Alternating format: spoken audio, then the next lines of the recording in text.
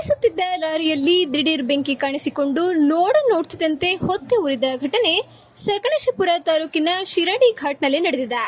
ರಾಷ್ಟ್ರೀಯ ಹೆದ್ದಾರಿ 75ರಲ್ಲಿ ಮಂಗಳೂರು ಕಡೆಯಿಂದ ಸಕಲೇಶಪುರದ ಕಡೆಗೆ ಬರ್ತಿದ್ದ ಲಾರಿಯಲ್ಲಿ ಇದ್ದಕ್ಕಿದ್ದಂತೆ ಬೆಂಕಿ ಕಾಣಿಸಿಕೊಂಡಿದೆ.